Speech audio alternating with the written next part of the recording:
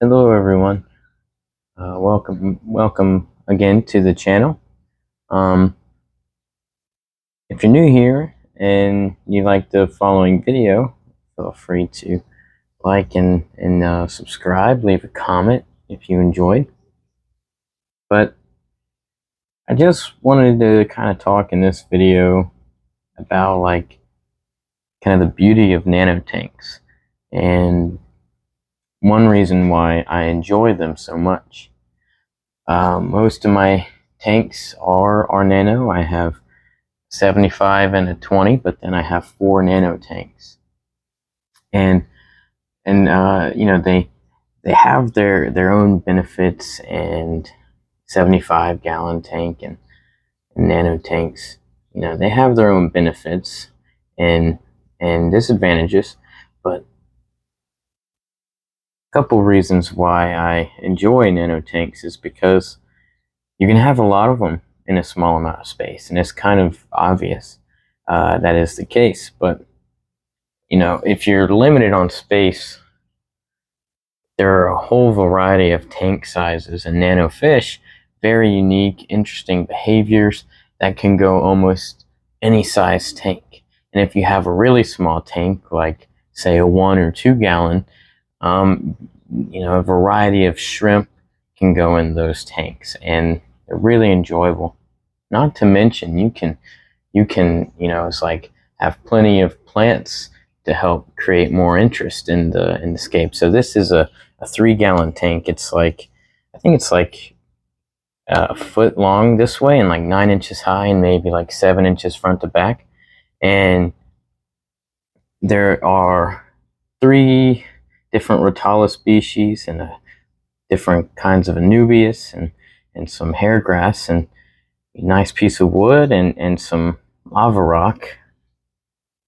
And this is very, in my opinion, it's a very beautiful tank with a lot of different colors and textures going on between the plants and the wood and the rocks. And you could do shrimp in something this size, and you could, you know, there's a few nano fish. You could do a betta in here that would work wonderful in this. And then you can have a bunch of them because it only takes up like a foot of space. So it's really wonderful. You can have multiple different themes, kind of like I've got going on here. And I won't show the one behind me, but there's, you know, there's one behind me that's got a different theme. And you can just have a whole bunch of them in a small space. The next reason is they're way less expensive to maintain and kind of you know, work on. These tanks have all kind of been relatively like free for me because all of these rocks I've had for many years, the plants have grown and trimmings, and you can just take those from each tank you have, if you have multiple, and use a little bit of them. And because it's a small tank, theoretically they fill in quicker, and so you don't have to spend as much money on hardscape, you don't have to spend as much money on plants. And then your equipment, this little filter here is maybe like $20 at the most.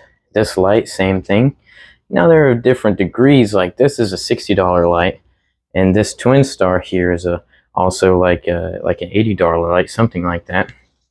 But I mean, the different degrees of lighting get you different things, and there's a whole variety, but they're still always going to be a lot less expensive for these small tanks than they are a much larger tank. And the next reason I really like nano tanks is because you can change them up quite frequently and still have a low cost. So before this tank was set up, I had another tank set up for about 5 months and said, okay, it's time to do something new, and created this here a couple of weeks ago. Same thing here. This tank was actually a 4-gallon at one point, and there was right here, and then I replaced it with this 8-gallon, but it's not much of a difference there. A lot of the same plants, just transferred from that tank to this tank, and I have a whole new scape here, relatively inexpensive. Same with this setup. About 5-6 months ago, I set up and then that tank ran its course, and now I rescaped it here a few days ago, and it was very, all the stuff I already had, and it was very easy to do because I didn't have to spend a lot of time collecting big hardscape, collecting big,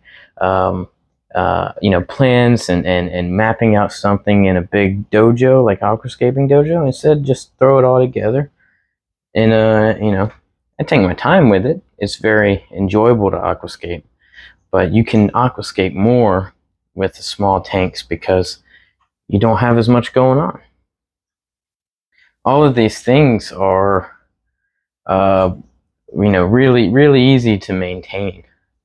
You just, once a week, you do quick water changes. I drain out of each of these about 2.5 or so gallons, sometimes a little more, and then it takes like 15 minutes to do maybe one tank, and then if I need to trim, that adds a little bit more time, but top off a couple times a week, if that. Really, this one and that one need topping off, but doesn't take a whole lot of water, doesn't take a whole lot of time to drain and fill, just a few minutes and you're good to go.